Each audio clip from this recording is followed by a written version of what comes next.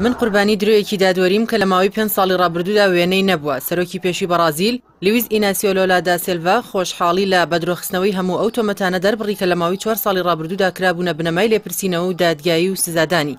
دادگای باڵای بەرازیل ڕۆژی هەینی ڕابردوو تەواوی ئەو سزایانەی پوچەڵ کردەوە کە بەسەر دا سیلڤادا سەپێنرابوون، بەوەش ناوبراو تەواوی مافە سیاسیەکانی بەدەست دەهێنێتەوە، لەوانەش خۆپاڵاوتنی بۆ سەرۆکایەتی وڵات لە ساڵی داهاتوودا.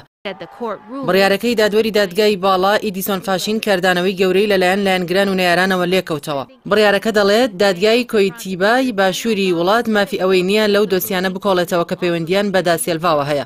ئەو بڕیارە بووەتە هۆکاری پەرچەکرداری نەیارانی دا سیلڤا، بە تایبەتی سەرۆکی ڕەمەکی پۆپۆلیستی وڵاتەکە جایر بۆلسۆنارۆ ئەو دادوەرەی بەلایەنگری پارتی کرێکاران ناوبرد. جەختی لەوەش کردەوە کە دا سیلڤا هەر لە ئێستاوە کەمپینی هەڵبژاردنەوەی دەست پێ کردوێتەوە.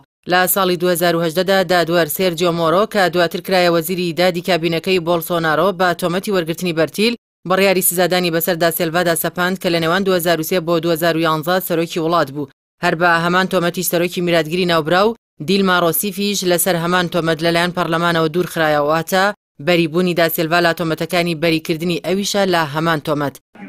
دا سیلڤا مێژوویەکی دوور و درێژی خەباتی هەیە. ناوبراو لا خێزانێکی هەژار هاتە دنیا، لە تەمەنی 10 ساڵیدا ناچار بوو واز لە خوێندن بهێنێ و بۆ بەخێوکردنی خێزانەکەی بچێتە بازاڕی کار. بەرلەوەی ببێت ئەندامی سەندیکای کرێکارانی ئاسن لە تەمەنی 19 ساڵیدا بۆی کاری سەختەوە پەنجەیەکی دەستی چەپی قرتە. دوای چەند ساڵێ بووە سەرۆکی سەندیکای کرێکاران و یەکێک لە خەباتکارانی مافی کرێکارانی بەرازیل.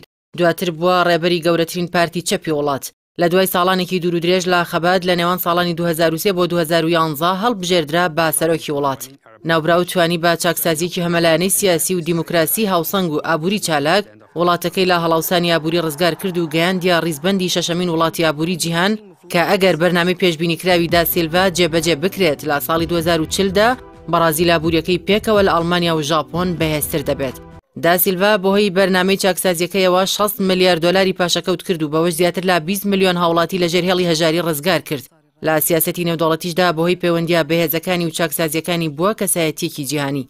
لەو کاتەشدا کە لە ساڵی 2018دا سزای زیندانی بەسەردا سەپێنرا، بەهێزترین کەسایەتی بوو کە جەماوەری ئەو وڵاتە متمانەیان پێی هەبوو بۆ سەرۆکایەتی. ئێستاش تەنیا ڕکابەرە کە بتوانێت سەرۆکی ڕاستڕەوی پەڕگیر جایر بۆلسۆنارۆ شکست پێ بهێنێت کە بەپێی ڕاپرسیەکان دا سیلڤا لە 50 دەنگەکان بەدەست دێنێت بەرامبەر بە لە 44 بۆ سەرۆکی ئێستا کە بڕیارە لە ساڵی 2022دا هەڵبژاردننی سەرۆکایەتی ئەنجام بدرێت.